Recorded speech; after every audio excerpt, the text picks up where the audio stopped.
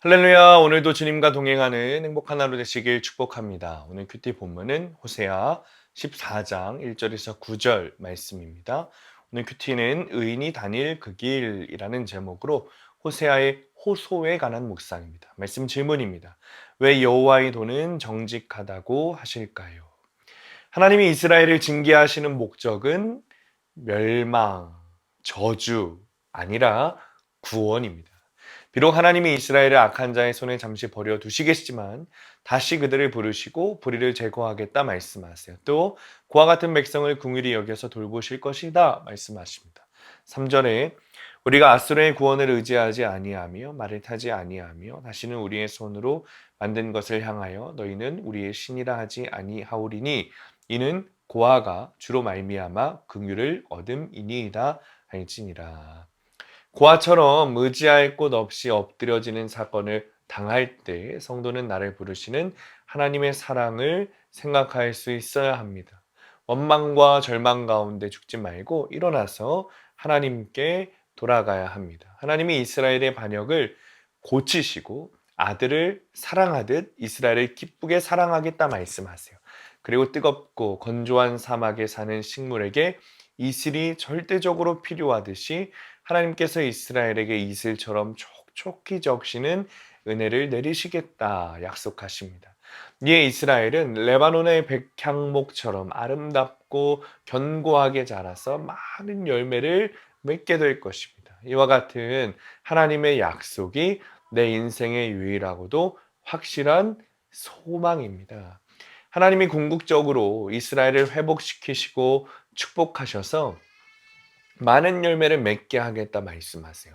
그 열매는 주님께 돌아온 자에게 주시는 의인의 칭호와 여호와의 도를 쫓는 축복입니다. 9절입니다.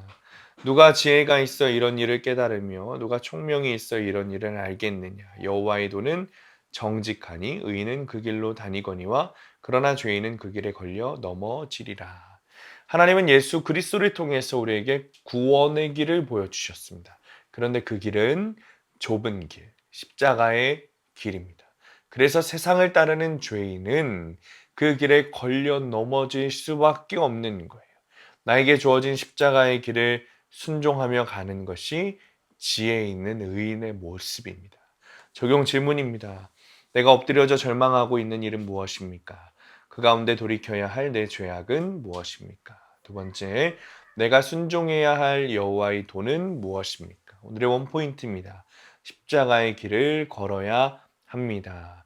그리스도인이라고 말하면서 십자가의 길을 걷는 것을 싫어하는 사람들이 있습니다. 그러나 주님의 길은 십자가의 길입니다. 이 세상에 잘 먹고 잘 사는 평탄한 길이 아닙니다. 지금의 환경이 나를 힘들게 하는 이 환경이 나를 겸손하게 하시려는 하나님의 환경임을 믿고 십자가의 길을 걸어야 합니다. 오늘도 나에게 주신 십자가를 잘 지고 주의 도를 걸으며 구원을 얻는 하루 되시기를 축복합니다.